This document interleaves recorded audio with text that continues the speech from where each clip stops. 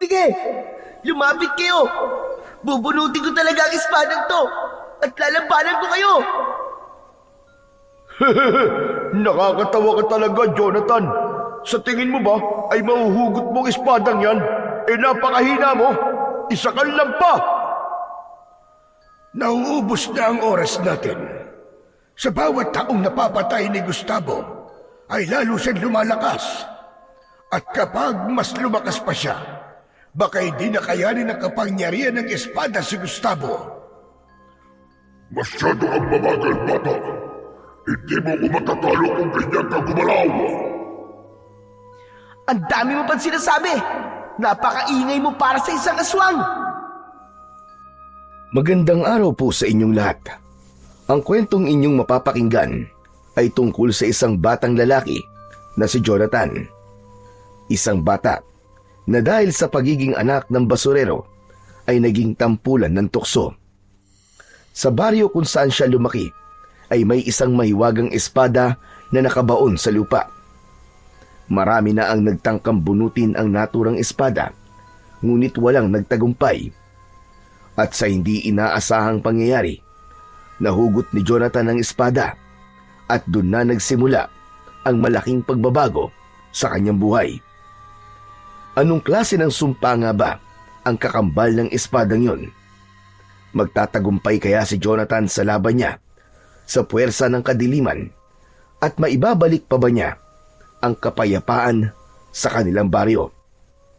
Ngunit bago po ang lahat, mga idol, huwag po nating kalimutan mag-subscribe at i-hit ang notification bell sa aking YouTube channel na The Voice Addict at Apong Isaak para sa mas marami pang makapigil hiningang kwentong aswang at katatakutan mula sa mundo ng kababalaghan. Umpisahan na po natin ang kwento. Dumadagundong ang kulog at sunod-sunod ang pagguhit ng kidlat sa kalangitan ng gabing yun.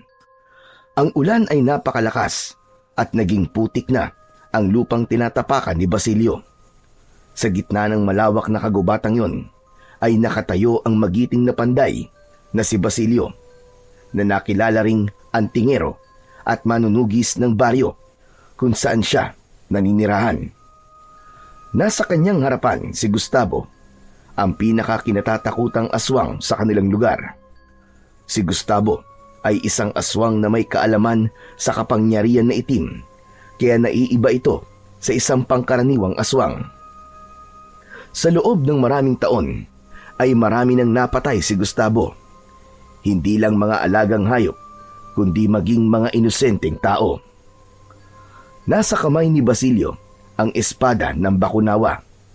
Ang espadang yun ay pinanday mula sa isang itim na metal na natagpuan sa bunganga ng isang bulkan. Habang ang hawakan naman nun ay pinapaniwalaan na gawa sa ngipin ng Bakunawa na isang mitolohikal na dragon na sinasabing lumamon sa buwan nung unang panahon. Katapusan mo na, Gustavo. Tama ng pag-asik mo ng lagim at kamatayan sa aming baryo. Hindi ang isang panday lang ang tatalo sa akin. Hindi mo ko mapipigilan.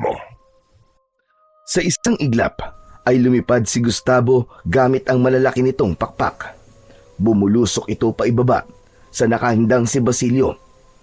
Umiwas naman si Basilio. Mabilis siyang bumaling kay Gustavo. Sinubukan niya itong saksakin gamit ang espada. Ngunit isinalag ni Gustavo ang matigas nitong pakpak. Nagpatuloy ang matinding sagupaan ng dalawa. Bawat galaw ni Gustavo ay sinasabayan ni Basilio ng mas matinding pag-atake. May pagkakataong nasusugatan din si Basilio, ngunit mas lalo siyang tumatapang. Tumuntong si Basilio sa isang malaking bato. Tumalon siya sa direksyon ni Gustavo at pinaulanan ito ng sunod-sunod na hiwa at saksak. Hanggang sa nangihinang bumagsak sa lupa si Gustavo. Tumayo si Basilio sa tabi ng aswang. Itinaas niya ang espada ng Bakunawa at walang pagdadalawang isip na itinarak niya yon sa tapat mismo ng puso ni Gustavo. Umalingaw-ngaw ang malahalimaw na sigaw ni Gustavo sa buong kagubatan. Yumanig ang lupa habang ipinagdidiinan ni Basilio ang espada sa puso ng kanyang kalaban. Hindi na siya nagsayang ng sandali at agad niyang inusal ang dasal na tuluyang magpapabagsak kay Gustavo.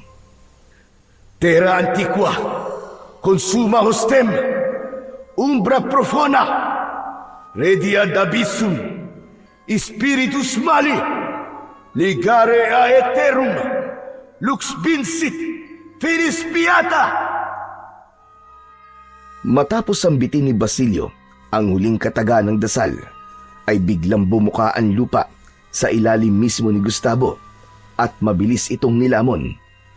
Agad na sumarado ang lupa habang ang kalahating bahagi ng espada ay nanatili sa ibabaw ng lupa. Tunay na ang kasamaan ay hindi kailanman magwawagi sa kabutihan, Gustavo. Ngayon, habang walang nakakahugot ng espadang yan sa iyong libingan, ay mananatili ka sa ilalim ng lupa. Bagamat sugatan, ay matikas pa ring tumayo si Basilio.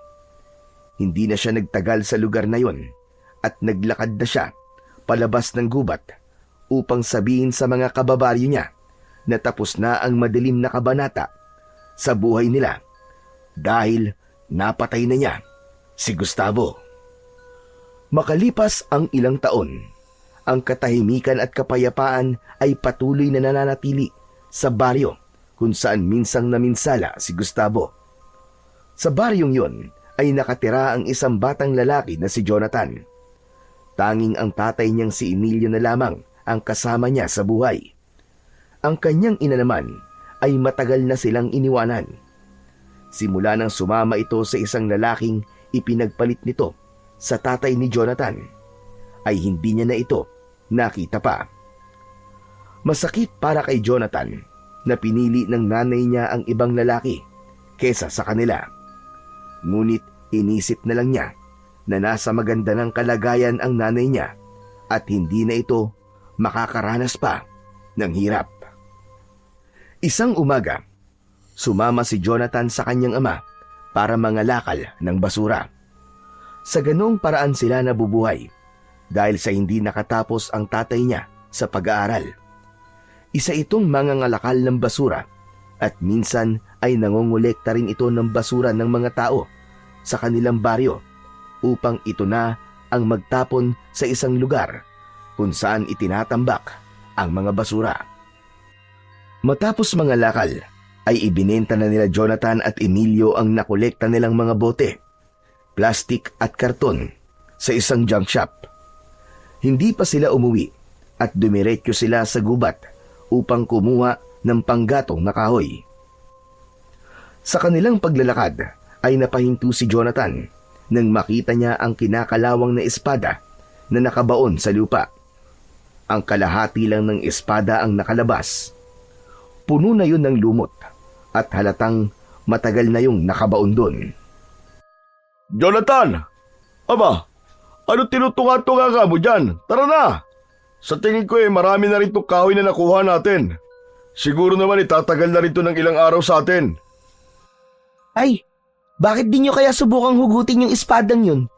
Sigurado ako na kahit kalawangin na yun, ay may ibibenta pa rin natin yun sa junk shop. Imposible ang sinasabi mo, anak. Para namang hindi mo alam ang kwento ng espadang yan. Alam mo, walang kahit na sinong makakabunot niyan, maliban na lamang sa mandirigmang nagbaon niyan dyan. Si Basilio po yun, di ba? Tama ka, si Basilio nga.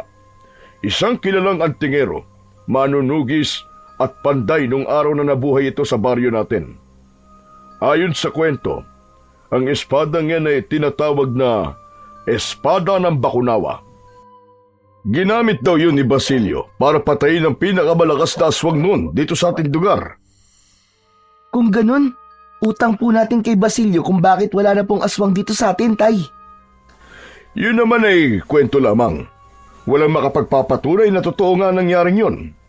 Malay natin kung gawa-gawa lang ang kwento ni Basilio at ang espada ng Bakunawa. Pero kung hindi totoo nangyari, bakit po may espadang nakatusok dyan? Aba, hindi ko rin alam, anak. Hanggang ngayon, ay isang misteryo pa rin sa nakararami ang espadang yan at kung bakit walang kahit na sino nakakabunot niyan mula sa lupa. Bakit hindi niyo po subukan bunutin yung espada, Tay? Malay niyo po. Magawa niyo po yun, mahugot niyo po. Ang lalaki po ng braso niyo eh. At nakakapagbuhat po kayo ng mabibigat. Sa tingin ko po, kayang-kaya niyo pong bunutin ng espada ng Bakunawa, Tay. Wala akong oras para sa mga ganyan-ganyan, Jonathan. Halika na, umuwi na tayo at marami pa tayong gagawin. Sige na, Tay. Kahit ngayon lang po, subukan niyo lang. Malay niyo naman, di ba? Mahugot niyo yung espada. E di, isa pala kayong mandirigma. Matamang tumingin si Emilio kay Jonathan. Maya-maya ay napailing ito at mahinang tumawa. O sige, sige. Pagbibigyan kita ngayon, ha? Pero ito na ang una't huling beses na gagawin ko to. Yes! Sige po, Tay. Gawin niyo na po, bunutin niyo na. Sigurado po ako, kapag nabunot niyo po ang espada ng Bakunawa, ay maibibenta po natin na malaki yan sa junk shop. Tapos, magiging tanyag ka po sa buong baryo natin.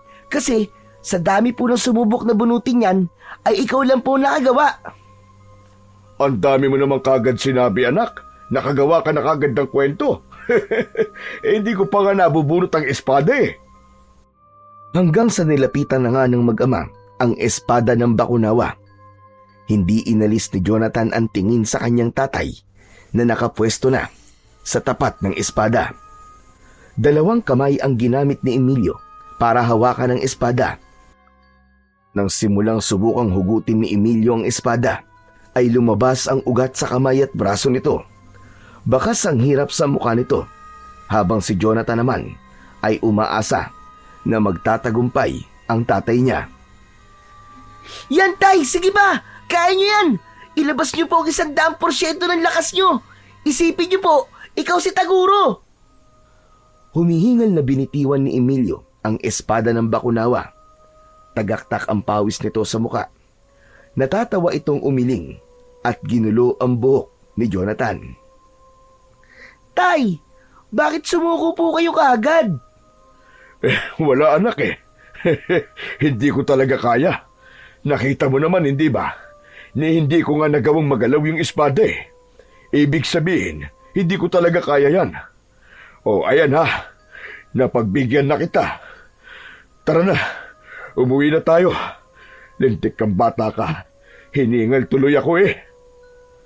Sa huling pagkakataon ay sinulyapan ni Jonathan ang espada ng Bakunawa bago siya sumama sa kanyang tatay palabas ng kagubatan. May hinala na maraming taon nang naroon ang espada ng Bakunawa. Ilan na ring matatapang, malalakas, maging mga dayo mula sa ibang bayan ang nagtangkang bunutin ito. Ngunit lahat ay nabigo. Sa tuwing sasapit ang kapistahan ng baryo ni na Jonathan, ay isa sa mga inaabangang bahagi ng pagdiriwang ay ang palarong inorganisa ng kanilang kapitan na kung saan ang sinumang makakahugot sa espada ng Bakunawa ay pagkakalooban ng malaking gantimpala na 50,000 piso at karangalang ituturing na pinakamalakas sa kanilang lugar. Taon-taon, maraming lumalahok at umaasang sila na ang mapipili ng mahiwagang espada. Ngunit sa bawat pagtatangka, wala ni isa mang makapagpagalaw man lang sa espada.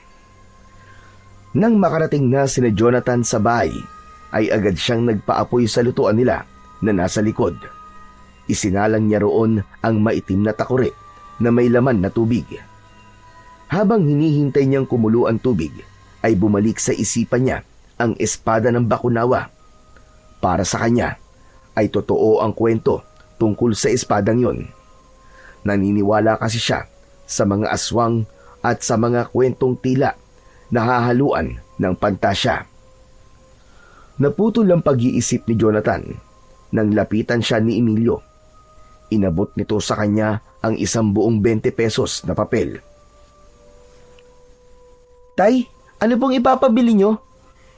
Wala akong ipapabili. Sa'yo yan. Siyempre, tinulungan mo ako sa pangangalakal eh. Kaya dapat, meron ka rin kaparte sa kinita natin ngayong araw. Tay, hindi ko naman po kayo tinulungan kasi umaasa po ako na bibigyan niyo po ako ng pera eh. Tay, ang mabuti pa po, idagdag niyo na lang po yan sa pambili natin ng bigas o kaya naman ng ulam. Okay lang po, Tay. Saka niyo na lang po ako bigyan ng pera kapag pasukan na po sa school. Ay nako anak, para sa'yo talaga yan. Sige na, kunin mo na. Ipambili mo ng kung ano sa tindahan ni Aling Chona. Tay, wag na po. Okay lang po talaga. Kapag nagutom naman po ako may saging naman po tayo dyan eh. Hindi ko naman po kailangan ng pera, Tay. Sigurado ka ba talaga? Opo, sigurado. O siya, kung ganun, hindi na kita pipilitin. Pag kumulo na yung tubig ay magtimpla ka na ng kape natin ha. Aayusin ko lang yung higaan natin sa loob. Pumasok na si Emilio sa maliit nilang bahay na gawa sa sawali ang dingding. Ang bubong nun ay pawid. Meron yung maliit na kwarto kung saan magkasama silang natutulog na mag-ama. Ang banyo nila ay nasa likod ng bahay. Aminado si Jonathan na mahirap ang buhay nila pero hindi siya nawawalan ng pag-asa na darating din ang araw na makakaahon din sila sa kahirapan. Kaya naman, masigasig siya sa pag-aaral at talagang pinaguhusay niya. Ginagawa niya ang lahat para manatili siya sa isa sa pinakamatalino sa kanilang seksyon. Ang target niya ay makagraduate ng high school bilang isang valedictorian dahil narinig niya na kapag ganun daw ay binibigyan ng full scholarship sa kolehiyo. Alam ni Jonathan na malaking bagay para sa kanilang mag-ama kung makakakuha siya ng full scholarship sa kolehiyo, lalo na't hindi niya alam kung kaya ba ng tatay niya na pag-aralin siya pagkatapos niya ng high school. Nang kumulo na ang tubig sa takure, ay isinali na yon ni Jonathan sa lumang termos. Pumasok na siya sa kanilang bahay at nagtimpla na siya ng kape. Tinawag na niya si Emilio at dumulog na sila sa pagkainan. Bukod sa kape, ay meron din silang suman sa ibos na isinasawsaw ni Jonathan sa asukal. Habang kumakain si Jonathan ng suman sa ibos, ay bigla siyang may naalala. Hanggang sa hindi niya napigilan ang mapaluha. Anak? Aba, bakit ka umiiyak? Hindi ba paborito mo naman ang suman sa ibos? Tay, paano kasi? Bigla ko pong naalala si nanay eh. Hindi po ba gumagawa po siya ng suman sa ibos tapos binibenta niya? At kapag may natitira ay sama-sama po natin kinakain. Tay, miss na miss ko na po si nanay. Hindi na po ba talaga siya babalik dito sa atin? Hindi agad nakapagsalita si Emilio. Naaawa itong nakatingin kay Jonathan. Nangilid din ang kanyang luha at pinilit nitong ngumiti. Anak, kung nasan man ang nanay mo ngayon, ay sigurado akong masaya na siya.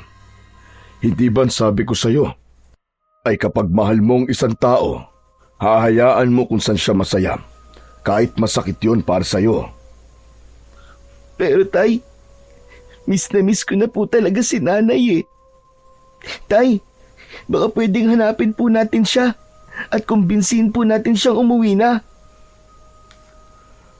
Masakit anak, pero kailangan natin tanggapin na hindi na talaga babalik ang nanay mo. Sigurado ko na may bago na siyang pamilya ngayon. Ang dapat mong gawin ngayon anak, ay patuloy kang magsumikap sa buhay. At kapag malaki ka na, at meron ka nang maipagmamalaki, ay pwede mong hanapin ang nanay mo. Hindi kita pipigilan kung yun ang gusto mo anak. Pero habang bata ka pa, ang gusto ko ay mag-aral ka ng mabuti at gagawin ko naman ang lahat para matulungan kang maabot kung anuman ang mga pangarap mo sa buhay. Kahit papano ay gumaan ang pakiramdam ni Jonathan sa mga sinabi ng kanyang ama. Inililis niya pataas ang laylayan ng kanyang damit. Gamit yun ay pinunasan niya ang luha at uhog niya sa muka. Tahimik niyang ipinagpatuloy ang pagkain habang tumatakbo sa isipan niya ang mukha ng kanyang ina na ilang taon na niyang hindi nakikita. Isang umaga, nagising si Jonathan na wala ang tatay niya sa kanilang bahay. Nakita niya sa lamesa sa kusina ang sulat ng kanyang ama, kung saan nakalagay doon na iprito raw niya mamayang tanghali ang tilapia na nasa batalan. Mag-isang nag-almusal si Jonathan. Matapos niyang kumain, ay tinignan niya muna ang drum na lalagyan ng tubig sa banyo. Halos wala na yung laman, kaya naisipan niya na mag-igib. Dala ang 2 timba na may katamtamang laki, ay nagtungo si Jonathan sa poso na ilang metro lamang ang layo mula sa kanilang bahay. Ang poso na yon ay ipinagawa ng kanilang kapitan upang merong pagkunan ng malinis na tubig ang mga tao. Ilang metro na lang ang layo ni Jonathan sa poso nang mapahinto siya. Nasa may poso kasi si Budoy kasama ang 3 pang bata. Naliligo at naglalaro ang mga ito sa tabi ng poso. Si Budoy ay kaedad lang ni Jonathan.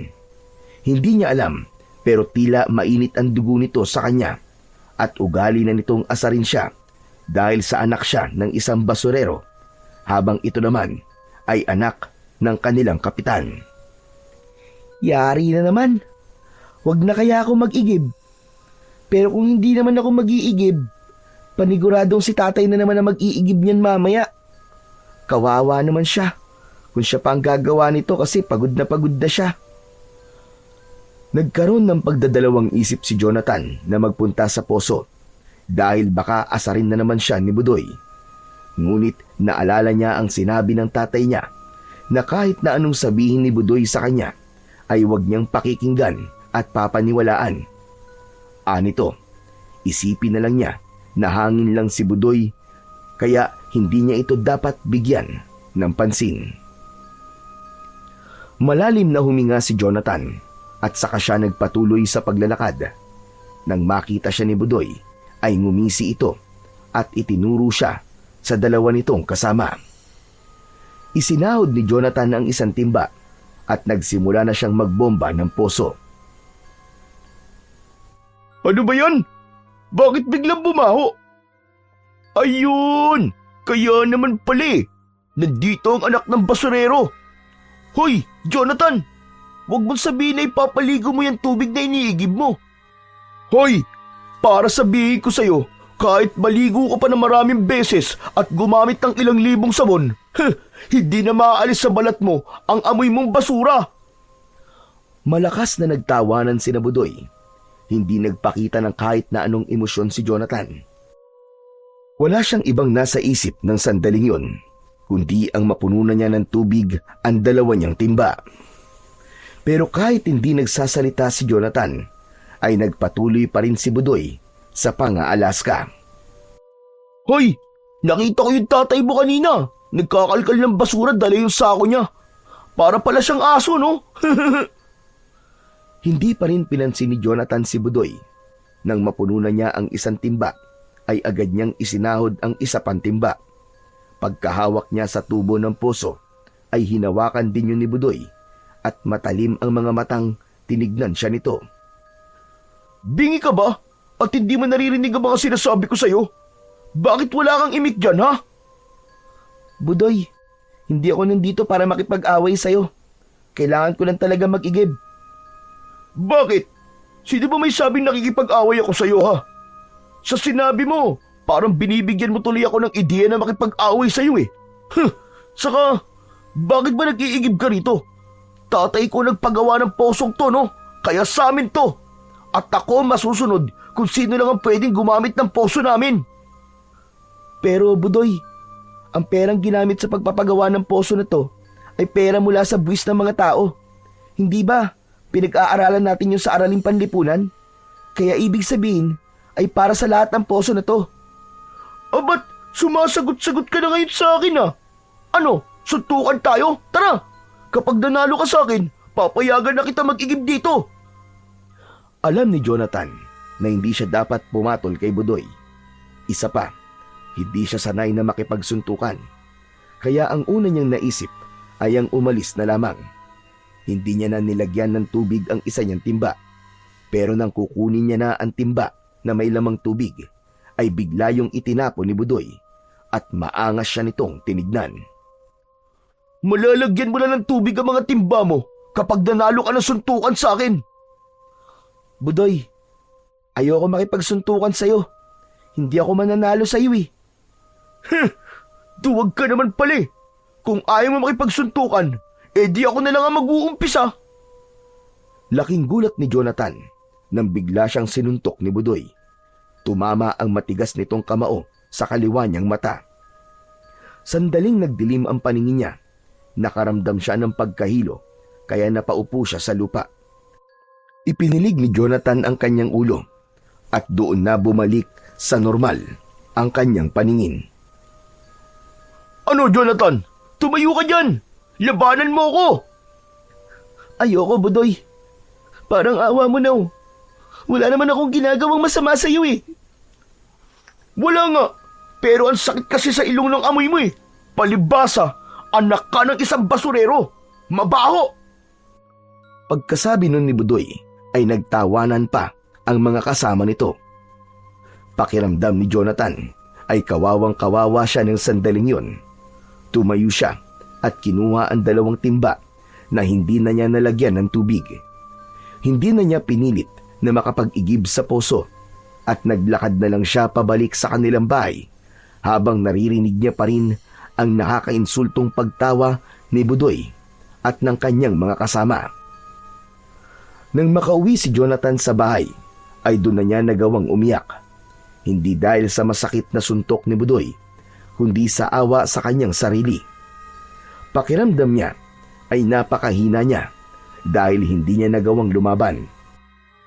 Aminado siyang takot siya kay Budoy, kaya kahit ang sagutin ito ng pabalang ay hindi niya kaya. Matapos umiyak, ay humarap siya sa salamin. Kinabahan siya dahil sa black eye sa kanyang kaliwang mata. Alam niya na kapag nakita yon ng tatay niya, ay tatanungin ito kung bakit siya meron nun. Kilala niya ang kanyang ama at hindi ito papayag na hindi nito kakausapin si Budoy o ang tatay nito. Kaya naman, nagdesisyon si Jonathan na magsinungaling na lang mamaya sa kanyang ama. Pinalipas muna ni Jonathan ang oras. Nang sumilip siya sa may poso, ay nakita niyang wala na roon sina Budoy at saka siya nag-igib ng tubig. Ilang beses siyang nagpabalik-balik sa poso bago niya napuno ang drum sa kanilang banyo. Matapos yun, ay sinimulan na ni Jonathan na iprito ang tilapia habang nagsasaing siya. Sa pagkakataon na yon, ay dumating na si Emilio. Nagpunta ito sa likod ng bahay kung saan abala si Jonathan sa pagluluto. Panay ang iwas niya ng mukha rito upang hindi nito makita ang pasa sa kaliwa niyang mata. Ngunit tila nakahalata na si Emilio kaya hinawakan nito ang mukha ni Jonathan. Labis na nabahala si Emilio nang makita ang itinatago ng anak. Oh, Jonathan! Ano nangyari sa isa mong mata? Bakit may black eye ka? Ano po kasi, natalsikan po ako ng mantika habang nagpiprito po ako ng isda. Hindi ganyan ang talsik na mantika, anak. Magsabi ka sa akin ng totoo. Tay, kasi ang totoo po niyan eh. Opo, tinamaan po ako ng tubo ng poso habang nagbobomba po ako kanina, Tay. Yun po talaga ang dahilan kung bakit nagkaganito po ang mata ko. Pero wag po kayong mag-alala, Tay, kasi hindi naman po masakit eh. Ayos lang po ako. Napailing si Emilio na halatang hindi kumbinsido sa sagot ni Jonathan. Jonathan, anak, kilalang kilala kita. Alam ko kapag nagsisinungaling ka. Magsabi ka sa akin ng totoo. May nakaaway ka ba? Kapag hindi ka nagsabi ng totoo sa akin, magagalit ako sa'yo. Napakagat sa labi si Jonathan. Talagang kilala siya ng kanyang ama, kaya hindi siya maaaring magsinungaling dito. Napayuko siya at nagdesisyon na siyang sabihin ang totoong nangyari. Tay, kasi po sinuntok po ako kanina ni Budoy sa may poso. Anak ng... Si Budoy na naman. Ano nangyari at sinuntok ka niya? Mag-iigib po kasi sana ako kanina sa poso. Inaron po si Budoy. Inasar na naman po niya ako. Pero hindi ko naman po siya pinapansin eh. Tapos yun, bigla na lang po niya akong sinuntok sa mata. Lumaban ka ba? Hindi po. Takot po ako kay Budoy eh. Matindi na talaga ang Budoy na yun ah. Ano bang kasalanan mo sa kanya at palagi kanyang pinagtitripan? Tayayaan na lang po natin. Ayos lang naman po ako eh. Lalagyan ko na lang po ito ng yelo mamaya para mabilis po na mawala ang pasa. Hindi. Hindi maaari to. Hindi na ako makakapayag. Hindi ko na pwedeng palagpasin ang ginawa niyang yan sa'yo. Pisikal ka na niyang sinaktan, anak. Ang dapat sa kanya ay tinuturuan na ng leksyon. Bumakas ang pagkabahala sa mukha ni Jonathan, lalo na nang mapansin niya na galit na ang tatay niya. Tay, ano pong gagawin niyo kay Budoy? Basta, tuturuan ko siya ng leksyon. Aalis na sana si Emilio, pero mabilis itong hinawakan ni Jonathan sa braso. Takot na takot siya na baka saktan din ng tatay niya si Budoy. Tay, wag na po. Hayaan niyo na lang po siya. Ako na lang po ang iiwas sa susunod para hindi na po ito mangyari. Hindi, Jonathan. Dapat ay matigil na itong pananakit at pangaasar niya sa'yo. Palibasa, mukhang hindi siya napagsasabihan ng tatay niya. Pero tay, Pabayaan mo ko, Jonathan, ha? Para din sa itong gagawin ko. Dito ka lang at huwag ka susunod. Tapusin mo ang pagluluto. Napatda si Jonathan. Yun ang unang beses na nasigawan siya ni Emilio ng ganun kalakas. Pakiramdam niya ay ibang tao ito ng sandaling yun. Kusang bumitaw ang kamay niya sa braso nito. Malalaki ang hakbang na lumabas si Emilio sa kanilang bakuran, habang si Jonathan naman ay naiwan na kinakabahan. Napadasal si Jonathan na sana ay walang gawing hindi maganda si Emilio kay Budoy. Tapos nang magluto si Jonathan, pero wala pa rin ang kanyang ama. Hindi na siya mapakali sa loob ng kanilang bahay. Kung ano-ano na ang tumatakbo sa utak niya ng mga sandaling yon. Natakot siya na baka sinaktan ni Emilio si Budoy. Alam niya na kapag ginawa yun ng tatay niya ay maaari itong makulong dahil malinaw na yun ay pang-aabuso sa isang bata. Hindi nagtagal ay bumalik na si Emilio. Dire-diretso ito sa kusina para uminom ng tubig. Naramdaman ni Jonathan ang tensyon kaya sinundan niya ang kanyang ama. tay, ano po nangyari? Ano pong ginawa niyo kay Budoy? Iniisip mo ba na sinaktan ko si Budoy? Opo, hindi po ba yun ang ginawa niyo? Galit na galit po kasi kayo kanina eh. Parang kahit sino pong makakasalubong niyo, sasapakin niyo eh. Kahit sinaktan ka ni Budoy, anak, ay hindi ko gagawin kung anong ginawa niya sa'yo. Nasa katinuan pa ang pag-iisip ko. Pero tay, yun nga, ano pong ginawa niyo kay Budoy? Wala akong ginawa kay Budoy, anak. Pero si Kapitan meron. Isinumbong ko kay Kapitan ang ginawa ng anak niya sa'yo. Nagalit si Kapitan kay Budoy at sa mismong harapan ko ay hinampas niya si Budoy ng sinturon sa puwet. Grabe nga ang iyak ni Budoy eh. Hala, nakakaawa naman po siya. Nakakaawa talaga. Pero siguro ay dapat madisiplina din siya kahit minsan para magtinuna. At sana sa ginawa sa kanya ng tatay niya ay magtanda na siya at mapagtanto niya na mali ang manakit siya at namimeste ng ibang tao porkit anak siya ng kapitan. Kaya huwag ka mag-alala, anak. Sigurado ko na hindi ka nagagambalain ni Budoy simula ngayon. Hindi na nagsalita si Jonathan. Alam niya na tamang si Kapitan ang magdisiplina kay Budoy at masaya siya na hindi gumamit ng karahasan ang tatay niya. Ngunit hindi niya pa rin maalis-alis ang takot sa dibdib dahil baka sa nangyari ay lalo siyang pag-initan ni Budoy. Sa mga nagdaan na araw ay napansin ni Jonathan na hindi na siya nilalapitan ni Budoy. Tuwing nagkakasalubong sila ay hindi na ito gaya ng dati na hindi pwedeng kukutsain siya. Pero kahit hindi na siya kinakausap ni Budoy, ay palaging masama ang tingin nito sa kanya na para bang nagbabanta ito. Hindi na lang yun sinabi ni Jonathan sa tatay niya, dahil baka magsumbong ulit ito kay Kapitan. Kahit paano ay may awa pa rin siyang nararamdaman kay Budoy at ayaw niya na itong mapalo ulit ng tatay nito. Isang umaga, matapos mag-almusal, ay nagpaalam na si Emilio kay Jonathan. O anak, ikaw na muna ang bahala dito sa bahay natin ha. Sumama po kaya ako sa inyo tay sa pangangalakal para meron po kayong tagabuhat ng sako. Wag na. Masyado matinding init ng araw ngayon, no? Baka sumakit lang ang ulo mo. Dito ka na lamang sa bahay. Gawin mo ang dapat gawin dito. Ikaw nang bahala, ha? Hindi na ipinilit ni Jonathan ang gusto niya at hinayaan niya nang umalis ang kanyang ama. Naghanap na lang siya ng gagawin at nakita niya nakakaunti na ang panggatong nila. Kinuha niya ang sako at nagpunta siya sa gubat para manguha ng mga tuyong kahoy na pwede nilang gamiting panggatong. Habang abala si Jonathan sa paghahanap ng panggatong sa gubat, ay napahinto siya nang maramdaman niya na parang merong sumusunod sa kanya. Bukod doon, ay may narinig din siyang tunog ng dahon na tinapakan. Mabilis siyang lumingon at nanlamig siya nang makita niya si Budoy. Kasama nito ang 2 bata na palagi nitong kasama. Anong ginagawa niyo rito? Bakit? Sa iba tong gubat at nagtatanong ka ng ganyan? Akala mo ba ay basta ko na lang papalampasin ang pagsusumbong mo sa tatay mo? Alam mo ba na dahil sa ginawa mo ay napalo ko ng tatay ko? Maniwala ka, Budoy.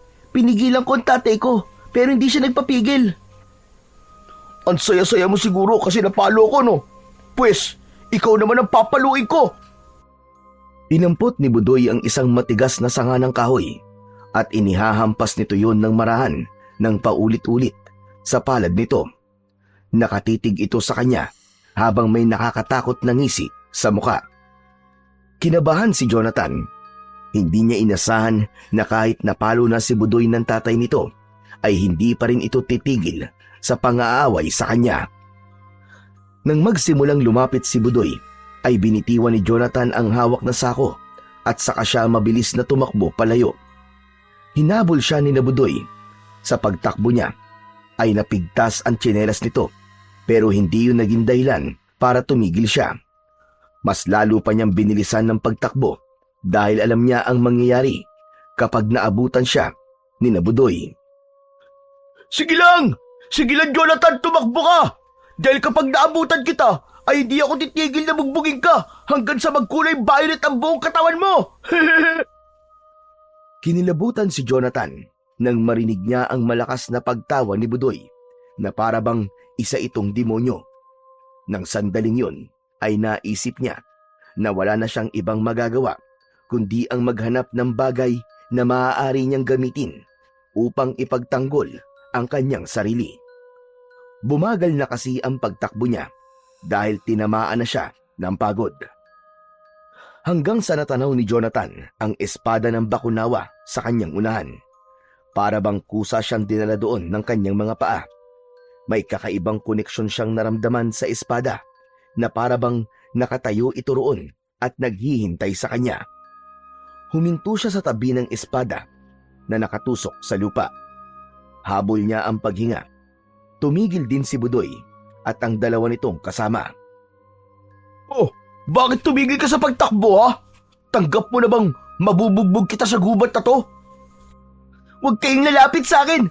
Lalabanan ko na talaga kayo. Sawang-sawa na ako na palagi niyo akong inaaway ng walang dahilan. Aba, matapang ka na ngayon, ha? Saka anong sinasabi mo na wala kaming dahilan kaya inaaway ka namin? Nakakapikon ka kasi. Nakakapikon niyang pagbumuka mo at ang amoy mo. Nang humakbang si Budoy, ay hinawakan ni Jonathan ang hawakan ng espada ng bakunawa. Napahinto naman si Budoy. Sige, subukan nyo. Lumapit kayo. Bubunutin ko ang espadang to at lalabanan ko kayo. Malakas na tumawa si Budoy. Nakakatawa ka talaga, Jonathan. Clown ka ba, ha? Sa tingin mo ba ay mauhugot mo ang espadang yan? Napakahina mo. Lampa ka. Kahit nga mga lalaking may malalaking katawan ay hindi yan nabubunot Tapos sasabihin mo, nabubunutin mo yan? Hunghang! Hindi pinansin ni Jonathan ang sinabi ni Budoy. Hindi niya inalis ang mga kamay niya sa espada ng bakunawa. Nang muling humakbang si Budoy palapit sa kanya, ay naging desperado na si Jonathan. Kahit alam ni Jonathan na wala siyang kakayahan na hugutin ang espada ng bakunawa, ay sinubukan pa rin niya. Hinila niya ang espada ng bakunawa at laking gulat niya nang marahan niyang nahugot ang espada sa lupa. Kitang-kita niya ang unti-unting pag-angat nun hanggang sa tuluyan niya nang nahugot ang espada mula sa pagkakabaon nun sa lupa. Biglang lumakas ang hangin ng mga sandaling yun. Binalot ng puting liwanag ang espada ng bakunawa. Nagdagdagan ang mga kalawang at lumot na nakakapit doon. At sa isang iglap ay naging makinang, matalim at bagong-bago ang espada ng bakunawa. Nanginig ang buong katawan ni Jonathan habang hawak ang espada. Si Budoy naman ay halos malaglag ang panga sa labis na pagkabigla. Maging ang mga ito ay hindi makapaniwala sa kanilang nasaksihan. Takot na tumakbo si Budoy palayo kay Jonathan. Naiwan naman si Jonathan na hawak ang espada ng bakunawa. May naramdaman siyang tila kuryente na nagmumula sa espada na dumadaloy sa mga kamay niya papunta sa kanyang buong katawan. Sa labis na pagkabigla ay nabitiwan ni Jonathan ang espada. Nang bumagsak yun sa lupa ay bumalik ang kalawang at lumot na nakakapit sa espada. Hindi to totoo. Nananaginip lang ako. Panaginip lang ang lahat ng ito. Pinagsasasampal niya ang kanyang pisngi ng paulit-ulit. Kinurot din niya ang kanyang braso, pero nanatili siyang gising. Doon niya napagtanto na hindi panaginip ang nangyari at totoong siya ang nakahugot sa espada ng bakunawa. Tatakbo na sana si Jonathan, ngunit bigla siyang natigilan at tinignan niya ang espada. Hindi niya maintindihan, pero patuloy niyang nararamdaman ang koneksyon niya sa bagay na yon. Naisip niya na kung iiwan niya yun doon, ay baka makuha pa yun ng ibang tao. Kaya naman, agad niyang binalikan ang espada at dinampot niya yon. Muling nawala ang kalawang at lumot ng espada nang hawakan niya yon. Labis din ang kanyang pagtataka dahil kahit malaki ang espada at mukhang mabigat, ay napakagaan lang nun para sa kanyang mga kamay. Pagdating ni Jonathan sa bahay nila, ay itinago niya kagad ang espada ng bakunawa sa ilalim ng papag. Hindi niya alam kung dapat ba niyang ipaalam yon sa kanyang ama. Maya-maya ay dumating na ang kanyang ama na si Emilio mula sa pangangalakal. Kinakabahan na nagmano si Jonathan sa kanyang tatay. Napakunot noon naman si Emilio nang mapansing tila balisa ang kanyang anak. Jonathan, ba't parang takot na takot ka? Huwag mo sabihin na inaway ka ulit ni Budoy. Hindi po, tay. Bakit ganyan ang itsura mo? May nangyari ba? Sandaling nanahimik si Jonathan. Napagtanto niya na kailangang malaman ng kanyang ama ang nangyari dahil sa kanilang dalawa ay mas alam nito kung ano ang dapat nilang gawin. Tay, may papakita po ako sa inyo. Sumama po kayo sa akin, dali. Tumalikod si Jonathan at pumasok sa kwarto nila. Nagtatakang sumunod naman si Emilio sa kanya. Ano ba yun? Ano ba ipapakita mo sa akin? Sumilip po kayo sa ilalim ng higaan natin, tay. May pagtatakaman ay sinunod pa rin ni Emilio si Jonathan. Yumukod ito at sumilip sa ilalim ng kanilang papag. Nang muling tumingin si Emilio kay Jonathan, ay nanlalaki na ang mga mata nito. Jonathan, totoo bang nakita ko? Hindi ba ang espada ng bakunawa to? Opo, tay. Tama po kayo. Teka, paanong? Huwag mong sabihin na nagawa mong bunutin ang espada. Ganun na nga po, tay. Hinabol po kasi ako ni Budoy sa gubat kanina. Tapos natakot po ako na saktan nila ako. Kaya sinubukan ko pong hugutin ang espada ng Bakunawa. At hindi ko po inaasahan na magagawa ko pong bunutin yan. Lumapit si Emilio kay Jonathan at hinawakan siya nito sa magkabila ang balikat. Anak, sabihin mo, paano mo nahugot ang espada ng Bakunawa? Hindi ko nga rin po alam, tay. Kahit nga po ako nagtataka, hindi naman po ako malakas. Pero sa dami po na sumubok na hugutin yan, ay ako lang pala ang magtatagumpay. Kung ganun, kakausapin ko si Kapitan. Sasabihin ko na ikaw ang nakabunot ng espada ng Bakunawa. Baka ibigay na niya ang premyo sa'yo. Ibig sabihin, tay, mayaman na tayo? Parang ganun na nga. Pwede natin gamitin yung perang yun para magpatayo tayo ng negosyo. Kahit bumili tayo ng pananim at magtanim tayo ng gulay sa likod ng bahay natin. Mapapaayos na rin natin tong bahay natin, anak. Isang malaking ngiti ang sumilay sa labi ni Jonathan. Nang sandaling yun, ay kakaibang saya ang bumalot sa puso niya. Sandali nga. Gusto kong hawakan ang espada ng Bakunawa. Yumukod si Emilio. Hinawakan niya ang espada na nasa ilalim ng higaan. Pinilit nito yung hilahin, pero hindi ito nagtagumpay. Hindi man lang natinag ang espada. Sandali. Aba, bakit hindi ko mabuhat ito? Napakabigat. Ngunit nang si Jonathan ang sumubok na kunin ang espada, ay madali niya yung nagawa. Muling nawala ang kalawang at lumot na nakabalot sa espada nang mahawakan niya yon. Labis namang namangha si Emilio. Kung ganun, ikaw lang ang nakakabuhat sa espada ng Bakunawa, anak. At paanong nawala ang kalawang at lumot niya nang mahawakan mo? Hindi ko rin po alam talaga, tay. Ang totoo, naguguluhan po talaga ako sa nangyayari ngayon. Okay, sige, ganito na lang. Saka na natin isipin yan. Pupuntahan ko muna si Kapitan at sasabihin ko na nahugot mo na ang espada ng Bakunawa. Nagmamadaling umalis si Emilio habang si Jonathan ay hawak pa rin ng espada. Hanggang sa sandaling yun ay nagtataka pa rin siya kung bakit sa dami ng mas malalakas na kalalakihan na sumubok na hugutin ng espada ay siya pa ang nagtagumpay na kunin yon mula sa gubat. Nagpunta kagad si Emilio sa barangay hall upang sabihin sa kanilang kapitan ang tungkol sa paghugot ni Jonathan sa espada ng Bakunawa. Sa una ay hindi naniwala ang kapitan hanggang sa nagpasya itong magtungo sa bahay ni Jonathan. Hindi ito makapaniwala nang makitang hawak ni Jonathan ang espada. Sinubukan pa nitong buhatin ng espada, ngunit hindi man lang yun naiangat ni kapitan. Nang si Jonathan naman ang sumubok, ay magaan lang nitong naitaas ang espada na parang isang patpat. Dahil doon ay iginawad ng kapitan ang matagal nang ipinangakong gantimpala na 50,000 piso para sa sinumang makakahugot ng espada. Nung mga panahong yon ay malaking halaga na ang 50,000 piso. Para itong triple sa pera natin ngayon. Naging usap-usapan si Jonathan sa buong baryo at mula sa pagiging inaapi ay naging tinitingala ng lahat. Si Budoy naman, ang batang palaging nangungutya sa kanya, ay nagsimulang umiwas at hindi na muling inaway si Jonathan.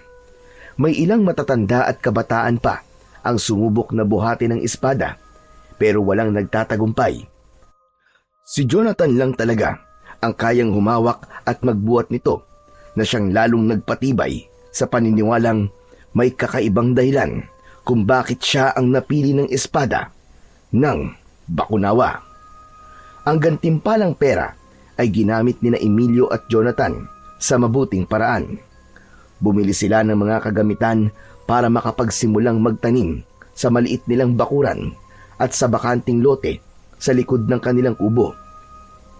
Unti-unting huminto si Emilio sa pamamasura. Pinakumpuni rin nila ang kanilang kubo para kahit papano ay maging matibay yun. Ang natirang pera naman ay itinabi ni Emilio para sa pag-aaral ni Jonathan. Simula nang mahugot ni Jonathan ang espada ng Bakunawa, ay malaki na ang naging pagbabago sa buhay nila. Isang gabi, masayang naghahapunan ang mag-ama. Pritong liempo at ginisang munggo ang ulam nila. Hindi ko alam kung kailan ang huling beses na nakapag-ulam tayo ng karne, anak. Salamat, dahil nangyayari ang lahat ng ito dahil sa'yo.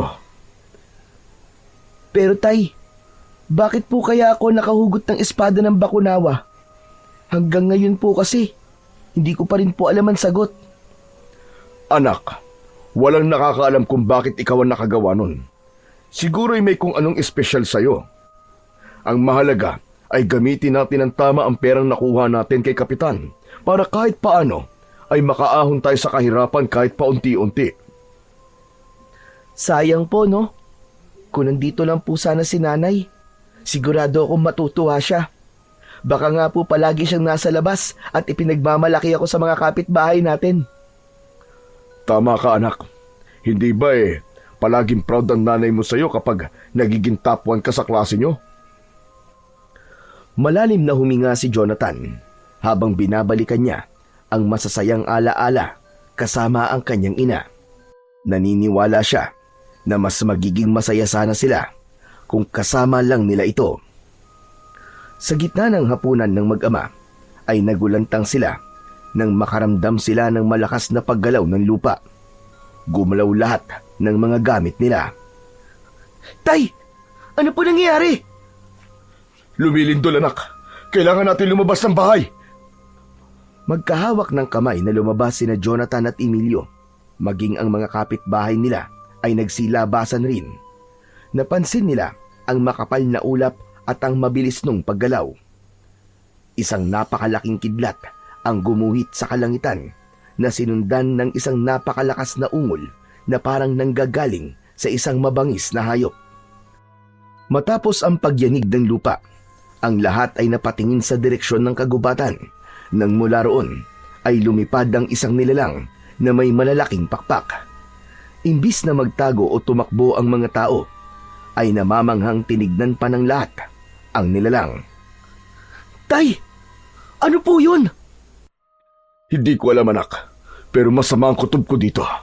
Ang mabuti pa ay pumasok na tayo sa loob ng bahay natin. Biglang lumipad ng mabilis ang nilalang papunta sa baryo. Habang papalapit yon, ay unti-unting nakita ni Jonathan ang anyo ng nilalang. Bukod sa malalaki nitong pakpak na maihahalin tulad sa isang paniki, ay meron din yung mahahabang kuko. Tila umiilaw din sa dilim ang namumula nitong mga mata at ang ngipin nun ay parang malalaking talim ng lagari. Habang nakatayo ang mga tao sa gitna ng kalsada at tinatanaw ang nilalang, ay bigla itong bumulusok pababa at sumugod patungo sa baryo. Nagtakbuhan ang mga residente. Ang ilan ay nagsisisigaw, habang ang iba naman ay hindi nakagalaw nang dahil sa labis na takot. Agad na hinila ni Emilio si Jonathan papasok ng bahay at isinara nito ang pinto. Mula sa siwang ng bintana, nakita ni Jonathan ang karumal-dumal na tagpo. Ang nilalang ay walang habas na umatake. Iwinawasiwas nito ang malalaki nitong pakpak sa mga tao. May mga sinakmal ito at ang iba naman ay kinakaladkad. Napaupo si Jonathan sa sahig habang nakasilip sa bintana. Nanlamig ang kanyang katawan at nanginig ang kanyang mga kamay. Ang kanyang dibdib ay mabigat at puno ng kaba. Makalipas ang ilang minuto, biglang tumahimik ang paligid. Wala na ang sigawan at wala na rin ang nilalang. Ang tanging natira sa labas ay mga sugatang mga tao at ang iba ay nakahandusay sa lupa at tila wala ng buhay. Dahil sa pangyayaring yun, ay nagpatawag ng pagpupulong ang kanilang kapitan sa plaza. Pinag-ingat nito ang lahat at hinimok ang mga kalalakihan na makipaglaban kung sakaling muling umatake ang nilalang na wala pang nakakaalam kung ano. Nang dumating si Emilio sa bahay mula sa pagpupulong sa plaza, ay agad na sinalubong ni Jonathan ang kanyang ama. Tay, ano po nangyari sa pulong ni na kapitan? Ano pong mga sinabi niya? Alam na po ba nila kung anong klaseng halimaw po yung umatake kagabi? Hindi rin nila alam, anak, kung anong nilalang yun. Ang sabi lang ay mag-iingat tayong lahat dahil baka muling umatake yung halimaw. Dapat daw ay lumaban ng mga kalalakihan. Kung ganun po, Tay, lalabanan po natin yung halimaw kapag bumalik siya rito. Hindi po ba't lalaki din po ako? Sa bahay na ito, anak, ako lang ang makikipaglaban. Hindi pwedeng pati ikaw ay lalaban sa halimaw na yun. Bata ka pa, Jonathan. Baka kung anong mangyari sa'yo. Pero baka po kung ano rin na mangyari sa inyo, Tay. Hindi po ba? Ang daming sugatan at may ilan din pong namatay kagabi dahil sa halimaw na yon. Wala akong magagawa, anak, kundi ang lumaban. Lalo na kung manganganib ang buhay mo.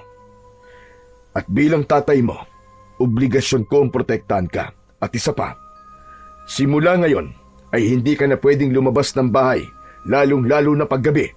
Nagkakaintindihan ba tayo? Opo, Tay. Matapos ang pag-uusap na yon ni Jonathan at Emilio, ay pareha silang nilukob ng pangamba at takot. Lalong-lalo na si Jonathan na may pakiramdam siya na mauulit ang pag-atake ng hindi kilalang halimaw sa kanilang baryo. Simula noon ay binalot na ng takot ang baryo ni na Jonathan. Kapag madilim na, ay tahimik na ang buong baryo at wala ng mga batang naglalaro sa labas. Wala na rin ang mga matatanda na nagkikwentuhan sa kani-kanilang mga bahay. Ang mga tanod ay nagsimulang magronda pero halatang hindi alam ng mga ito ang dapat gawin. Ang simbahan ay napuno ng mga nagdarasal tuwing umaga at umaasang hindi na muling babalik pa ang nakakatakot na nilalang. Maging sina Jonathan ay mahigpit ang naging pag-iingat. Tuwing gabi ay hindi na siya lumalabas. Palagi na ring nasa ulunan ni Emilio ang itak bago sila matulog. Isang gabi, ang tahimik na baryo ay napuno ng sigawan ng mga tao sa labas. Sabay na nagising sina Jonathan at Emilio. Kapwa may takot sa mga mata na nagkatinginan silang dalawa. Anak nang, ito na nga ba sinasabi ko? Mukhang bumalik na ang halimaw. Agad na kinuha ni Emilio ang itak na nasa ilalim ng una nito. Bababa na sana ito ng papag nang hawakan bigla ito ni Jonathan sa kanyang braso. Tay, sandali lang! Saan po kayo pupunta? Sa labas, anak. Kailangan kong tumulong na makipaglaban dun sa nilalang na yon.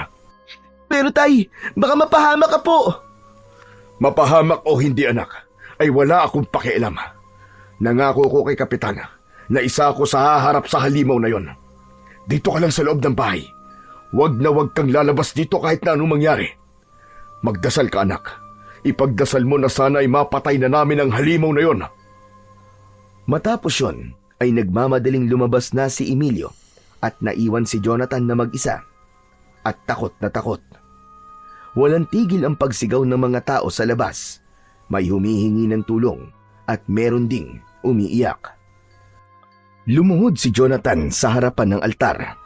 Doon ay mataimtim siyang nagdasal, hindi lang para sa kaligtasan ng kanyang ama, kundi lahat ng tao sa kanilang baryo. Hindi na niya alam kung gaano siya katagal na nagdadasal. Nagulat na lang siya nang biglang bumukas ang pinto at pumasok si Emilio na duguan habang sapo ang braso. Napatayo si Jonathan mula sa pagkakaluhod. May pag-aalalang sinalubong niya ang kanyang ama. Matapos niyang maisara ang pinto, ay pinaupo niya ito sa mahabang upuan. Anak, kumuha ka ng tubig at labakara. Bilisan mo! Hindi na nagsalita pa si Jonathan. Tumalima siya at kinuha ang sinabi ng kanyang tatay. Kumuha na rin siya ng alkohol at bulak. Bumalik siya sa sala at hinayaan niya si Emilio na linisan ang sugat nito sa braso. Awang-awa naman si Jonathan sa kanyang ama nang makita niya ang sugat nito. Tay, ano po nangyari sa inyo? Nakalmot ako ng halimaw na yon. Mabuti na lang at hindi gaanong malalim. Napatay niyo na po ba yung halimaw, Tay? Ligtas na po ba ulit ang baryo natin? Hindi pa, anak. Nasusugatan namin siya pero mabilis na gumagaling ang mga sugat niya. Sa tingin ko, ay isang aswang ang halimaw na yun, anak. May mga nasugatan din sa mga kababaryo natin. Pero sa kabutihang palad, ay mukhang wala namang napatay. Nasaan po yung halimaw ngayon, Tay? Tumakbo siya sa gubat nang pinagtulong-tulungan namin siya. Pero sigurado ko na babalik pa rin siya, anak. Kaya hindi pa rin dapat tayo maging kampante. Hanggat nabubuhay ang halimaw na yon, ay hindi pa rin magiging normal ang buhay nating lahat dito. Muling nakaramdam ng takot si Jonathan. Ganun pa man, labis ang pasasalamat niya sa Diyos dahil buhay ang kanyang ama. Kinabukasan ng umaga, sa kabila ng sugat na natamo ni Emilio, ay inisikaso pa rin nito ang mga tanim na gulay nila sa likod ng bahay. Tinulungan ito ni Jonathan upang hindi ito masyadong mapagod, at pagkatapos maligo ay nagpalit na ng damit si Emilio. Saan po ang punta niyo, Tay? Sa kabilang baryo, bibili lang ako ng mga bagong binhi. Mabilis lang ako kaya huwag kang aalis dito sa bahay, ha? Pagkaalis ni Emilio, ay ginawa na kagad ni Jonathan ang mga dapat niyang gawin. Hinugasan niya ang mga pinagkainan nila, nag-igib siya ng tubig at nagwalis sa harapan ng kanilang bakuran. Habang nagwawalis ay natigilan si Jonathan nang mapansin niya ang isang matandang lalaki na nakatayo sa labas ng kanilang bakuran. Nakasuot yon ng lumang kamiseta at maluwag na pantalon. Ang buhok ng matanda ay puro puti na. May makapal itong bigote at balbas na gaya ng buhok nito ay puti na rin. May hawak itong mahabang tungkod na lagpas sa taas nito. Medyo natakot si Jonathan dahil matalim ang tingin ng matanda sa kanya. Magandang umaga po, Tatang. Ano pong kailangan nyo? Bibili po ba kayo ng gulay? Ikaw! Ikaw ang batang nakahugot ng espada ng Bakunawa. Nakita ko ang apoy sa iyong dibdib. Hindi ako maaaring magkamali. Tatang, ako nga po yun. Pero ano pong apoy yung sinasabi nyo? Napaatras si Jonathan nang marahang naglakad ang matanda palapit sa kanya. Hindi nito inalis ang mata nito sa kanya. Huminto ang matanda sa harapan ni Jonathan at hindi niya inaasahan na mahina nitong pupukpukin ang ulo niya gamit ang tungkod nito. Napahawak siya sa ibabaw ng kanyang ulo. Aray ko naman, Tatang. Bakit po nananakit kayo bigla? Dahil ikaw ang dahilan kung bakit muling nabuhay si Gustavo. Ano po? Wala po akong kilalang Gustavo eh. Nalipasan lang po yata kayo ng gutom kaya kung ano-ano po sinasabi nyo. May pandesal at itlog po kami sa loob. Gusto niyo po bang kumain muna? Si Gustavo. Siya ang aswang na sumasalakay ngayon dito sa inyong baryo. Ikaw ang may kagagawan kung bakit siya bumangon sa kanyang libingan. Teka, Lolo. Wala po akong alam sa sinasabi nyo. Naputol sa pagsasalita si Jonathan nang makita niya ang paparating na si Emilio. Lumapit ito kay Jonathan at tinignan nito ang estrangherong matandang lalaki. Sino po kayo, Tang? Ikaw ba ang ama ng batang ito? Ako nga po, bakit po? May ginawa po ba ang anak ko sa inyo? Hindi lang sa akin, kundi sa ating lahat. Ako si Basilio. Ako ang unang nagmamayari ng espada ng Bakunawa. Gulat na nagkatinginan sina Jonathan at Emilio. Pwede po bang sa loob na po tayo mag-usap? Halina po kayo. Nagpatiuna si Emilio na pumasok sa loob ng bahay habang nakasunod naman si Jonathan. Panay ang lingon niya sa matanda dahil baka hampasin na naman siya nito ng tungkod. Pinaupo nila ang matanda sa pang-isahang upuan habang ang mag-ama naman ay magkatabi sa mahabang upuan. Totoo po ba sinabi nyo na kayo po si Basilio na nagtusok ng espada ng Bakunawa sa gubat? Yung tumalo noon sa isang napakalakas na aswang? Dapat ko pa bang ulitin ang sinabi ko? Pero Tatang, ang akala ko ba gawa-gawa lang ang kwento tungkol sa inyo? Saka, paano niyo po mapapatunayan na totoo ang sinasabi nyo? Nasaan ang espada ng Bakunawa? Dalhin niyo sa akin. Muling nagkatinginan ang mag-ama. Nang tumango si Emilio, ay kinuha na ni Jonathan ang malaking espada sa ilalim ng higaan. Akin na ang espada, bata. Ibigay mo sa akin. Pero tatang, ako lang po nakakabuhat nito eh. Baka pag binigay ko po to sa inyo mabalian po kayo ng buto. Basta ibigay mo na lamang sa akin. O yan na po. Hindi niyo naman po kailangan sumigaw at magalit eh. Basta binalaan ko na po kayo ah. May pag-aalinlangan na inabot ni Jonathan ang espada ng bakunawa sa matandang lalaki. Tumayo ang matanda at kinuha nito mula sa kanya ang espada. Nanlaki ang mga mata nila nang nagawang buhati ng matanda ang espada. Yun nga lang, naging makalawang at puno ng lumot ang espada sa kamay nito. Iwinasiwas pa ng matanda ang espada at pinaikot-ikot sa itaas ng ulo nito. Napayuko si Jonathan dahil muntik na siyang tamaan ng espada. Tama na po, tatang. Baka mapugutan niyo pa po ako ng ulo eh. Naniniwala na po kami na kayo nga po si Basilio. Huminto ang matandang si Basilio at ibinalik nito ang espada ng bakunawa sa bata. Nawala ang kalawang at lumot ng espada nang hawakan yun ni Jonathan. Pero tatang, kung kayo nga po si Basilio, bakit hindi po nawala ang kalawang at lumot ng espada ng hawakan nyo? Bilang dating tagapangalaga ng espada ng bakunawa, ay may kakayahan pa rin akong buhatin ito. Ngunit ang kapangyarihan nitong taglay ay wala na sa akin, kundi nasa anak mo na. Siya lamang ang may kakayahang gamitin ang kapangyarihan ng espada dahil siya na ang bago nitong pinili. Pinili? Bakit po sa dami ng malalakas na tao dito sa baryo namin, ay ako pa po ang pinili ng espada ng bakunawa? Bakit ako lang po nakahugot dito sa lupa? Hindi sa lakas o laki ng katawan ang basehan ng espada sa pagpili ng susunod nitong magmamayari, kundi sa nilalaman ng puso ng isang tao at kung gaano kalinis ang kanyang hangarin. Nararamdaman ito kung malinis ang intensyon ng uhugot dito o hindi. Ngunit ang paghugot mo sa espada ng bakunawa ang muling nagdala ng dilubyo sa baryong ito.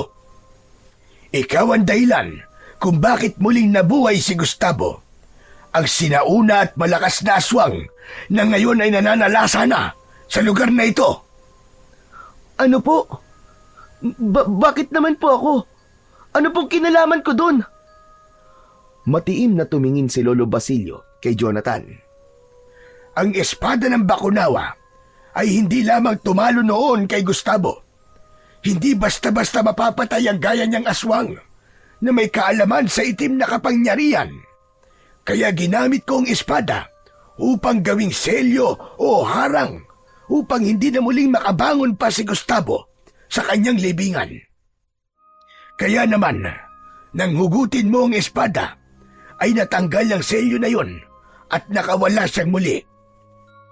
Hindi namin alam ang kwento na yan, tatang ha. Ang alam lang namin ay walang kahit na sinong may kakayang hugutin ang espada ng bakunawa. Kung alam lang sana namin di sana hindi na hinugot ng anak ko ang espada. Yan ang mahirap sa ibang tao. Kahit walang alam sa isang bagay, ay papakialaman pa rin ito. Ngunit wala ng oras para magsisihan. Kailangan maibalik si Gustavo sa kanyang libingan bago pa madagdagan ang kanyang mga biktima. Lumapit si Jonathan kay Lolo Basilio. Inabot niya rito ang espada. Patawad po, tatang. Hindi ko po talaga alam na mabubuhay ang aswang na sinasabi nyo nang hugutin ko po ang espadang ito. Pero ito po, ibinabalik ko na po ito ngayon sa inyo. Kung ito lang po makakatalo kay Gustavo, ay dapat lang na mapunta po ulit ito sa inyo. Hindi mo naiintindihan, bata. Kapag ginamit ko ngayon ang espada na yan, ay isa lamang yung normal na espada. Gaya ng sinabi ko kanina, ay ikaw na ang bagong tagapangalaga ng espada ng bakunawa dahil ikaw ang pinili niya. Ikaw lang ang makakapagpagana ng kapangyarihan nito. Kaya ikaw lang din ang may kakayahan na harapin at patayin si Gustavo. Ano po? Ako ang lalaban sa aswang? Hindi. Hindi ako papayag na labanan ng anak ko ang aswang. Bata pa ho siya. Anong alam niya sa pakikipaglaban? Nandito ako para sanayin siya. Kahit na, Tatang, kung gusto nyo, ako na lang ang papatay kay Gustavo.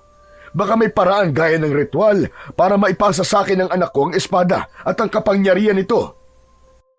Mariing umiling si Lolo Basilio. Wala ng paraan. Tanggapin mo na lamang na ang anak mo ang hinirang na muling tatalo kay Gustavo. Nauubos na ang oras natin. Sa bawat taong napapatay ni Gustavo, ay lalo siyang lumalakas. At kapag mas lumakas pa siya, baka hindi na kayanin ng kapangyarihan ng espada si Gustavo. Kaya habang maaga pa, ay dapat na siyang mamatay. Kaya, hayaan mo kung sanayin ang iyong anak. Hindi nakapagsalita si Emilio. Naramdaman ni Jonathan ang pagdadalawang isip ng kanyang ama. Maging siya ay hindi rin alam kung papayag ba siya o hindi sa sinabi ni Lolo Basilio na kailangan niyang labanan ang halimaw na si Gustavo. Kung alam lang sana niya na may mangyayaring hindi maganda sa kanilang baryo, ay hindi na lang niya sana hinugot ang espada ng Bakunawa sa lupa. Hindi nakapagdesisyon si Emilio kung papayag ba ito sa gusto ni Lolo Basilio. Umalis ang matanda at anito ay babalik ito bukas ng umaga para sa desisyon nilang mag-ama. Isang nakakabinging katahimikan ang namayani ng sina Jonathan at Emilio na lamang ang nasa kanilang tahanan. Kapwa nakatingin sila sa kawalan at pinag-iisipan ang bigat ng desisyon na kailangan nilang gawin. Ngunit bukod doon, ay may isa pang bagay ang nagpapabigat sa dibdib ni Jonathan. Kung ganun, kasalanan ko po pala kung bakit may aswang na sumasalakay dito sa baryo natin.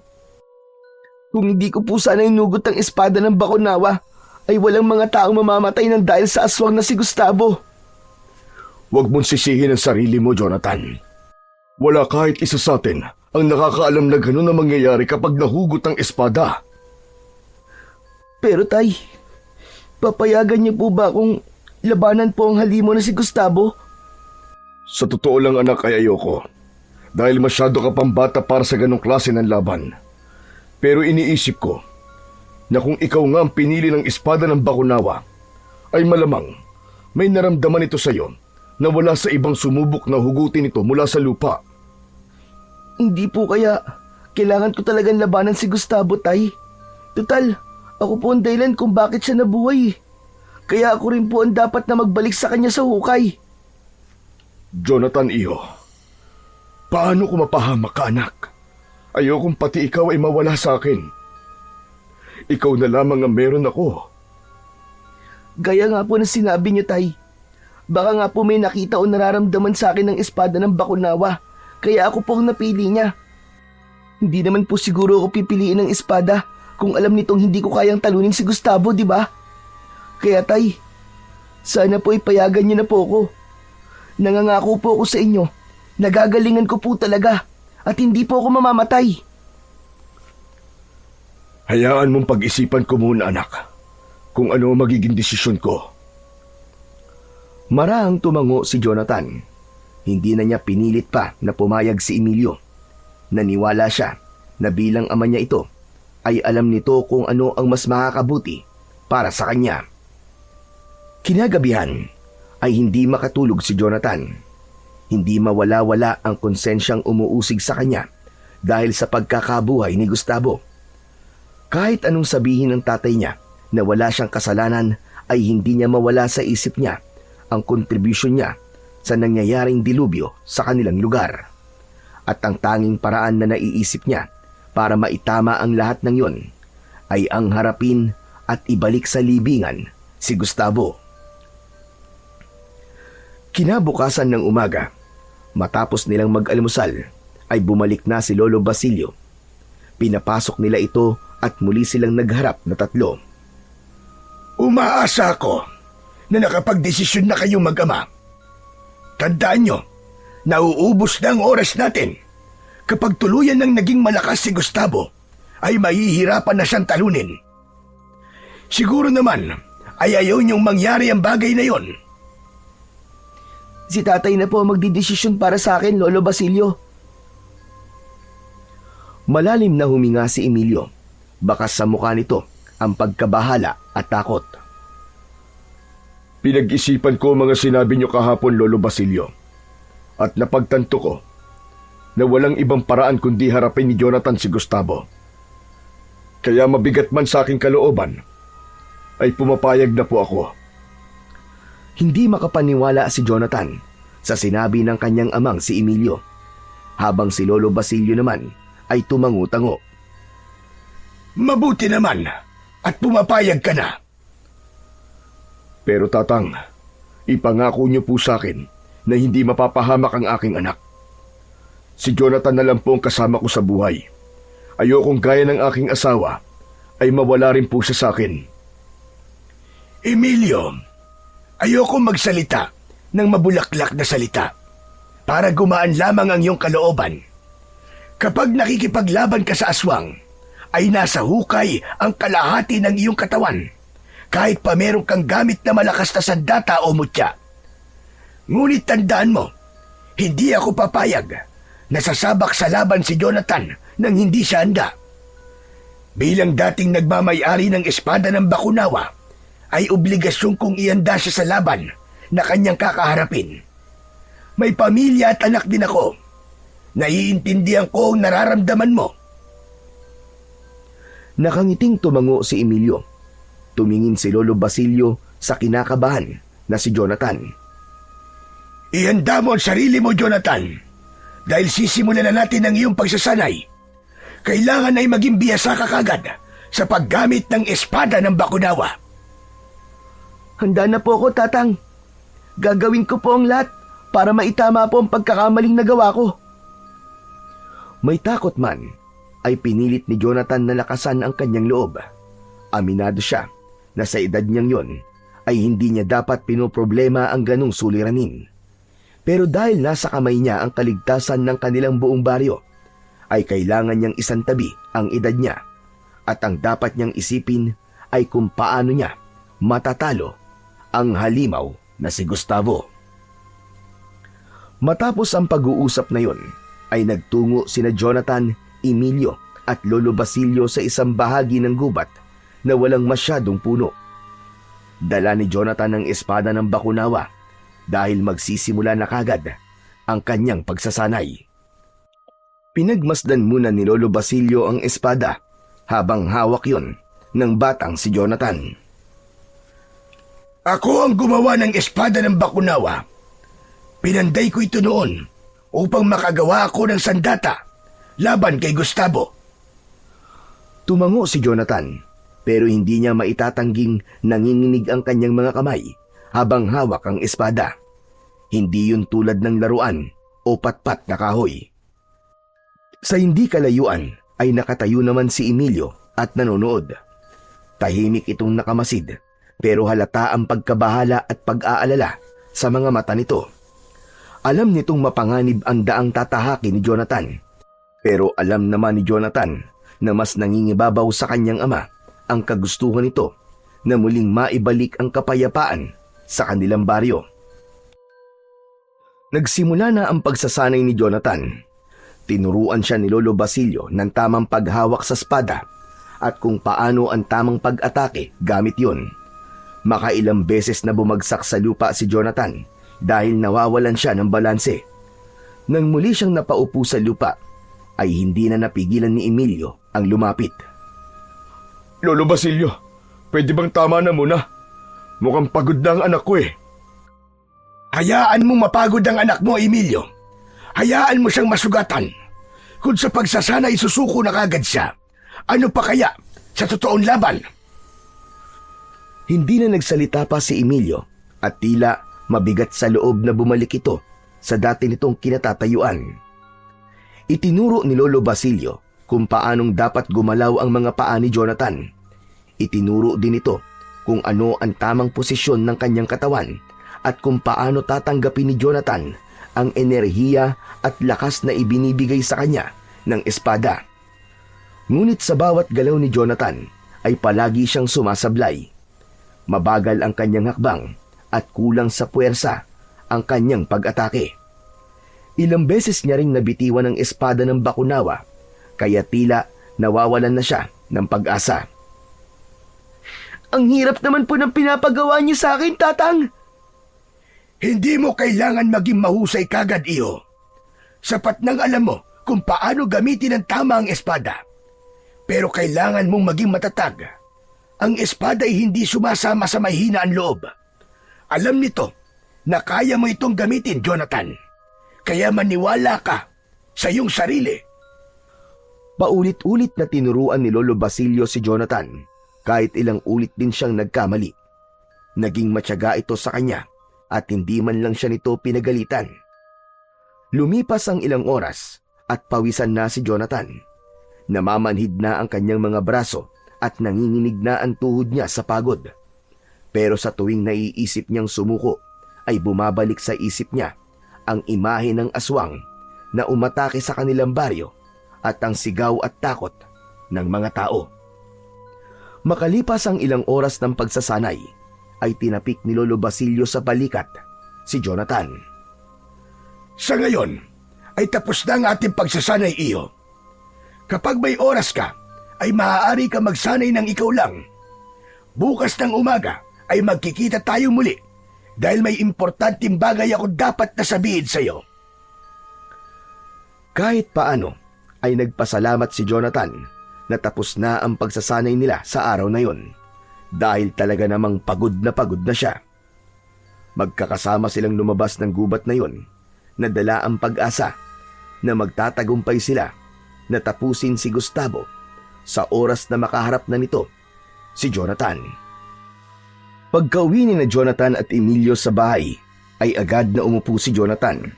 Si Emilio naman ay inabutan siya ng isang baso ng malamig na tubig na agad naman niyang ininom. Kumusta ka, anak? May masakit ba sa'yo? Buong katawan ko po yata, Tay, masakit. Pero ayos lang po kasi kailangan ko po talaga magsanay para maging biyasa po ako sa paggamit ng espada ng Bakunawa. Pasensya ka na, anak. Kung ikaw ang kailangan na gumawa nito. Kung pwede ko lang sanang akuin ng responsibilidad na meron ka ngayon, ay ginawa ko na. Ayos lang po. Naiintindihan ko na may dahilan kung bakit ko nahugot sa lupa ang espada ng Bakunawa. Siguro po, kailangan ko maging matapang kasi puro takot na lang po ang pinapairal ko eh. Hindi po pwedeng habang buhay akong takot, Tatay. Darating po ang araw na kailangan ko maging matapang para maipagtanggol ko po kayo. Matamis nang ngumiti si Emilio at natutuwa nitong ginulo ang buhok ni Jonathan. Sobra mo akong pinapahanga, anak. Napakabata mo pa pero parang matanda ka na kung mag-isip. Napakaswerte ko. Kasi ikaw ang naging anak ko. Maswerte rin po ako, Tay, na kayo po naging tatay ko. Tumabi si Emilio kay Jonathan at niyakap siya nito. Sa yakap na yon ng kanyang ama ay tila nawala ang lahat ng pagod na kanyang nararamdaman. Naniniwala si Jonathan na hanggat nasa likod niya ang tatay niya ay walang pagsubok ang hindi niya malalagpasan at mapagtatagumpayan. Matapos makapagpahinga mula sa nakakapagod na pagsasanay, ay nagtungo kagad si Jonathan sa likod ng kanilang bahay, dala ang espada ng Bakunawa. Habang hawak niya ng maigpit ang espada, ay pilit niyang inaalala ang bawat galaw na itinuro sa kanya ni Lolo Basilio. Ang tamang paghawak, ang hakbang ng mga paa, at ang ikot ng katawan bago umatake. Bagamat mag-isa lang siya, ay ramdam na ramdam niya ang presensya ni Lolo Basilio na parabang naririnig niya sa isipan niya ang boses nito. Pawisan kagad si Jonathan makalipas ang halos isang oras ng pagsasanay. Nahihirapan pa rin siya pero hindi tulad ng una. Mas pino na ang kanyang mga galaw at mas kontrolado na niya ang bigat ng espada. Maya-maya pa ay lumapit sa kanya ang amang si Emilio na may dalang turon at tubig. Huminto muna saglit si Jonathan at lumapit sa kanyang ama. Ibinigay naman ni Emilio sa kanya ang dala nito. Kumain ka na muna anak at baka maubusan ka ng lakas sa kakasanay mo. Maraming salamat po, tay. Agad na nilantakan ni Jonathan ang turon. Habang kumakain siya, ay napatingin siya sa espada na nasa tabi ng kanyang paa. Kumusta na ang pagsasanay mo anak? Kaya mo ba kahit wala si Lolo Basilio? Kaya naman po. Natatandaan ko pa po kasi yung mga tinuro niya sa akin. Kahit paano, nasasanay na po akong gamitin ng espada sa pag-atake. Pero kailangan ko na po kagad maging biyasa. Kasi hindi natin pwedeng hayaan na pumatay ng pumatay si Gustavo ng mga tao dito sa atin. Tama ka. Pero wag mong masyadong pilitin ang sarili mo anak. Mas importante pa rin ang buhay mo kaysa sa kung anumang bagay o responsibilidad. Muling tinignan ni Jonathan ang espada ng Bakunawa. Alam niyang malayo pa siya sa pagiging handa. Pero bawat patak ng pawis niya sa lupa ay tila nagbibigay ng pag-asa sa kanya. Matapos kumain, ay muling ipinagpatuloy ng bata ang kanyang pagsasanay. Habang ang ama niyang si Emilio ay tahimik na pinapanood siya. Nang sumunod na araw, ay muling bumalik si Lolo Basilio sa bahay ni na Jonathan. Seryoso ang mukha nito nang iabot nito kay Jonathan ang isang papel na may nakasulat na tila dasal na nasa wikang hindi niya maintindihan. Ano po ito, tatang? Yan ang dasal na kailangan mong kabisaduhin iyo. Pero hindi mo lang dapat yan makabisa, kundi dapat ay masabi mo rin ng tama ang bawat salita. At dapat ay magmumula sa iyong puso ang pagbigkas mo niyan. Ang dasal na yan ay nilikha ng isang mahusay na babaylan noon sa baryo na ito. At yan ang magiging dasal upang maibalik mo si Gustavo sa kanyang libingan. Tinignan ni Jonathan ang papel at pabulong niyang binasa ang nakasulat doon. Terra antiqua, consuma hostem, umbra profana, redi ad abyssum, spiritus mali, ligare a eterum, lux vincit finis fiat. Tatang, ano po bang ibig sabihin ito? Ang dasal na yan ay nasa wikang Latin at ang ibig sabihin yan sa Tagalog ay matandang lupa, lamunin ang kaaway, maruming anino, bumalik sa kailaliman, masama ang espiritu, itali magpakailanman, liwanag ang magwawagi, naway ito ang wakas. Mas mabuti na naiintindihan mo ang ibig sabihin ng dasal na yan, Jonathan, upang mabigkas mo yan nang nanggagaling sa iyong puso. Paano't kailan ko po pala ito dapat gamitin? Kailangan ay maitarak mo muna ang espada ng Bakunawa sa mismong puso ni Gustavo habang nakahiga siya sa lupa. Kapag nagawa mo na yon, ay saka mo sambitin ang dasal na yan. Isang beses mo lang dapat sabihin ang dasal. Kritikal ang tagpong yun iyo, dahil isang maling bigkas mo lamang sa isang salita ay hindi gagana ang dasal. Nadagdagan ang kaba ni Jonathan sa sinabing yun ni Lolo Basilio dahil bukod sa pagsasanay na makipaglaban ay kailangan pa niyang magmemorya ng isang dasal na ang gamit na wika ay hindi pamilyar sa kanya. Matapos yun, ay tinuruan na siya ni Lolo Basilio sa tamang pagbigkas ng dasal. Naging matyaga naman si Lolo Basilio sa pagtuturo kay Jonathan. Alam niya na kailangan niyang seryosohin ang bagay na yon, lalo na at doon nakasalalay ang buhay ng lahat ng tao sa kanilang baryo. Sa araw din na yon, ay sinanay muli ni Lolo Basilio si Jonathan sa paggamit ng espada ng Bakunawa. Sa likod na lang sila nagsanay dahil nakita ni Lolo Basilio na meron doong sapat na espasyo.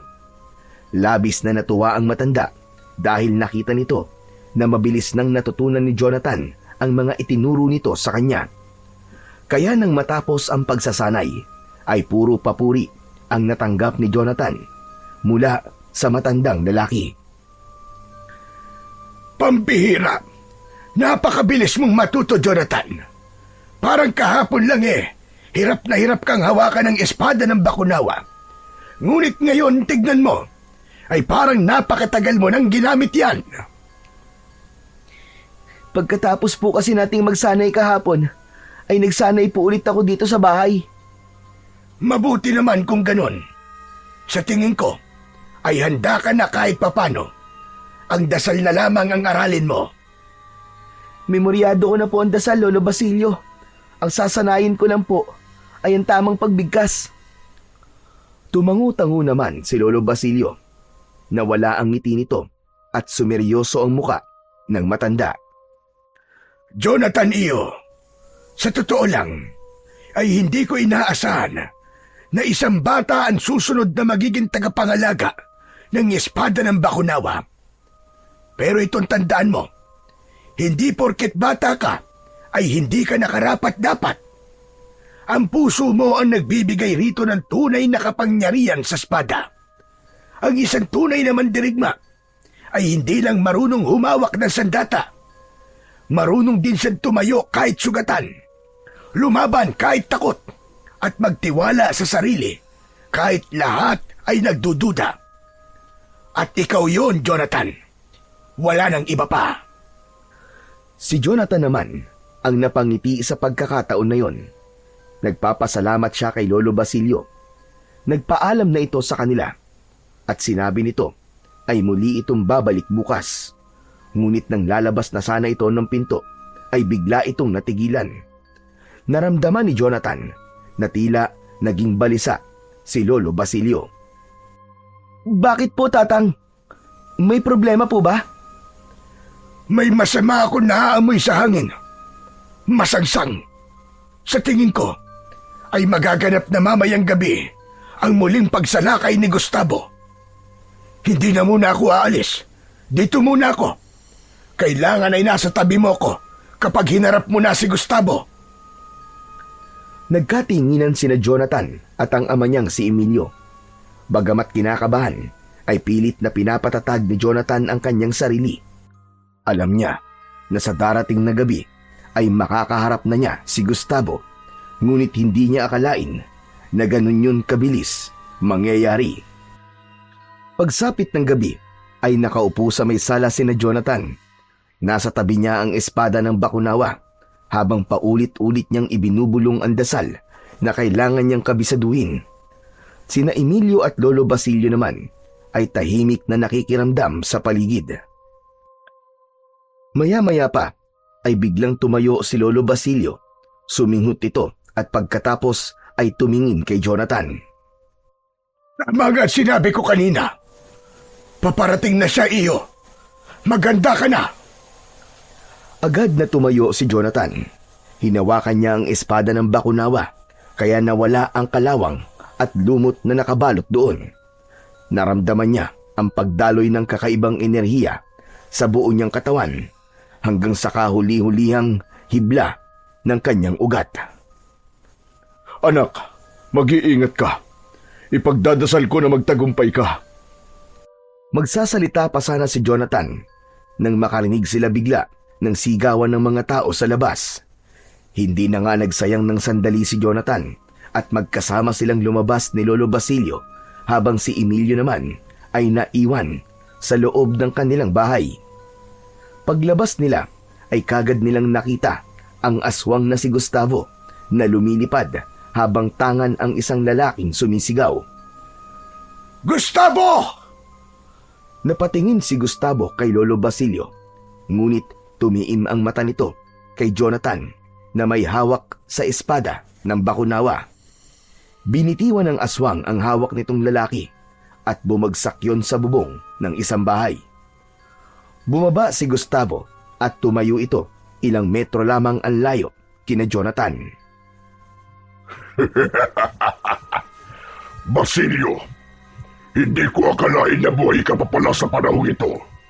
At ang batang nasa tabi mo, hawak niya ang espada ng Bakunawa. Kung ganun pala, ay siya ang dahilan kung bakit ako bumangon sa hukay. Maraming salamat sa iyo, bata. At ang batang ito rin ang magbabalik sa iyo sa libingan mo. Pinapatawa mo naman ako, Basilio. Isang batang paslit. Anong laban ng batang kagaya niya sa kagaya ko? Bakit hindi na lang ikaw ang humarap sa akin? Alam ko na. Hindi mo na ako kaya dahil matanda ka ng hukluban. At isa pa, hindi na ikaw ang tagapangalaga ng espada. Ngunit malaking insulto yan sa akin na isang bata ang makakalaban ko. Pero hindi bali na. Lamang tiyan din yan. Oy! Diablong bungo! Huwag mong minamalit ang pagiging bata ko! Tandaan mo, kahit maliit, ay nakakapuwing pa rin! Kung ganun, ay susubukan kita. Hindi na nga nagsalita pa si Jonathan. Matalim ang mga matang tinignan niya si Gustavo at sumugod na siya. Nang malapit na siya sa kalaban, ay hinataw niya ito ng espada. Ngunit mabilis yung naiwasan ni Gustavo. Masyado kang mabagal, bata. Hindi mo ko matatalo kung ganyan kang gumalaw. Ang dami mong sinasabi! Napakaingay mo para sa isang aswang! Muling umatake si Jonathan. Sumalubong ang mga kuko ni Gustavo sa talim ng espada at lumikha yun ng pagkislap na tila apoy. Umatras si Jonathan. Mabilis siyang tumakbo sa gilid ng aswang upang doon naman umatake. Ngunit isinangga ni Gustavo ang braso nito sa espada. Bahagyang bumaon ng talim nun at tumalsik ang dugo nito. Malakas na hinampas ng pakpak ni Gustavo si Jonathan na naging dahilan para tumilapon siya at bumagsak ng pasadsad sa lupa. Pagmasdan mo, Basilio. Yan ba ang sinasabi mong tatalo sa akin? Biglang lumipad si Gustavo at mula sa ere ay bumulusok ito kay Jonathan. Gumulong pa kaliwa si Jonathan upang makaiwas at agad siyang tumayo. Doon na sila nagpalitan ng pag-atake. Sa bawat saksak ni Jonathan sa aswang ay may katumbas na hampas ng pakpak ng aswang o pagkalmot ni Gustavo. Sa isang mabilis na pag-atake ni Gustavo ay nagawa nitong makalmot sa balikat si Jonathan. Napaatras siya at bahagyang nanlambot ang kanyang mga tuhod. Espada ng Bakunawa! Bigyan mo pa ako ng lakas! Gabayan mo ko at huwag mong hayaan na matalo tayo sa laban na to! Walang ano-ano'y nagliwanag bigla ang espada ng Bakunawa. Pakiramdam ni Jonathan ay may mga kamay na gumagabay sa kanya ng sandaling yon. Tila may isang pulutong ng mga mandirigma sa likuran niya na kasama niyang makipaglaban kahit ang totoo ay mag-isa lang siya. Muling sumugod si Gustavo pero sa pagkakataon na yon ay mas malakas na si Jonathan. Sinalubong niya si Gustavo. Lumuhod siya at sumadsad sa lupa ang mga tuhod niya. Buong lakas niyang hiniwa ang tagiliran ng aswang. Umalingaw-ngaw ang malakas na sigaw ni Gustavo sa buong baryo. Mas lalo pang lumakas ang loob ni Jonathan nang makita niya ang mga taong nanonood sa kanyang pakikipaglaban. Alam niya na kailangang manalo siya upang hindi na mabuhay ang mga ito sa takot. Nang mapaluhod si Gustavo ay sinamantala ni Jonathan ang pagkakataon na yon. Sunod-sunod niyang inatake si Gustavo. Sinaksak niya ito sa likod, sa binti at sa balikat. Hanggang sa tuluyang bumagsak sa lupa si Gustavo na naliligo sa sarili nitong dugo. Jonathan! Oras na! Gawin mo na ang orasyon! Lumapit si Jonathan sa nakahigang si Gustavo. Mabigat ang bawat takbang niya at hindi nawawala ang apoy sa kanyang mga mata. Umangat si Gustavo para muling umatake pero huli na dahil naitutok na ni Jonathan ang espada ng Bakunawa sa tapat mismo ng puso nito. Nanlaki ang mga mata ni Gustavo sa labis na pagkabigla. Diablong bungo ka! Masyado mo ako minaliit ha. Kung nakikita mo lang sana ang itsura mo ngayon, sigurado ko na kahit ikaw ay maaawa sa sarili mo. Maawa ka sa akin. Huwag mo kong ibalik sa libingan. Hindi na ako papatay. Nangangako ko. Sa tingin mo ba, papaniwalaan kita? Sa itsura mong yan, hindi ka talaga gagawa ng kabutihan. Katapusan mo na ngayon! Diablong buwang ka! Malakas na sumigaw si Jonathan at walang pag-aatubili na ibinaon niya ang espada ng Bakunawa sa tapat mismo ng puso ni Gustavo. Kasunod nun ay agad niyang binigkas ng buong puso at may diin ang dasal na itinuro ni Lolo Basilio. Terra antiqua, consuma hostem, umbra profana, rediat abyssum, spiritus mali, ligare a eternum, lux vincit, finis fiat. Uminit ang hangin sa paligid. Nagsimulang yumanig ang lupa habang sumisigaw si Gustavo. Bumuka ang lupa sa ilalim ng aswang at mabilis itong nilamon nun. Muling sumara ang lupa at naiwan sa ibabaw ang kalahating bahagi ng espada ng Bakunawa. Muling binalot ng kalawang at dumot ang espada, habang si Jonathan naman ay habol ang paghinga at sugatan. Lumapit si Lolo Basilio kay Jonathan at agad na sumunod dito si Emilio. Mahigpit siyang niyakap ni Emilio habang nakapalibot sa kanila ang mga tao. Anak! Anak, nagtagumpay ka! Nagtagumpay ka, anak! Natalo mo ang aswang! Tanging ngiti lang ang naisagot ni Jonathan dahil sa pagod at mga sugat na kanyang nakuha mula sa pakikipaglaban ay unti-unti nang nanlabo ang kanyang paningin hanggang sa tuluyan na siyang nawalan ng ulirat. Nang bumalik ang malay ni Jonathan ay nasa loob na siya ng isang kwarto sa ospital. Nasa tabi niya ang kanyang ama na si Emilio at si Lolo Basilio na kapwa nakangiti sa kanya. Tay, ano pong nangyari? Parang nanaginip po ako, Tay. Natalo ko raw po yung aswang na si Gustavo. Hindi yun panaginip, anak. Totoong natalo mo siya. Naibalik mo siya sa ilalim ng lupa. Ama ang ama mo, iho. At talagang hindi nagkamali ang espada ng Bakunawa sa pagpili sa iyo. Pero sana ay wala nang magtangka na muling hugutin ang espada dahil ang kapangyarihan at lakas na taglay nun ay may kakambal na sumpa at kamatayan. Makalipas ang ilang araw ay nakalabas na si Jonathan sa ospital. Simula noon ay nawala na ang takot ng mga tao. Marami ang humanga sa batang si Jonathan dahil sa kakaibang kabayanihan at tapang na kanyang ipinamalas. Kahit ang dating palaging umaaway sa kanya na si Budoy ay isa na sa mga naging tagahanga niya. Upang protektahan si Jonathan mula sa galit ng ilang tao sa baryo, ay inilihim nila ang paghugot noon ni Jonathan sa espada ng Bakunawa, na yun ang dahilan sa pagkabuhay ni Gustavo. Ngunit sa kabila ng paghanga at respeto na nakuha ni Jonathan, ay nanatili siyang mapagkumbaba, habang ang espada ng Bakunawa na nakatusok sa gitna ng kanilang baryo ay nilagyan ng kanilang kapitan ng harang upang wala nang magtangkang hugutin ito. Sa puso ni Jonathan ay tumatak ang pinakamahalagang aral na natutunan niya sa nangyari. At yun ay ang huwag pakialaman ng isang bagay, lalo na kung wala kang alam sa bagay na yon.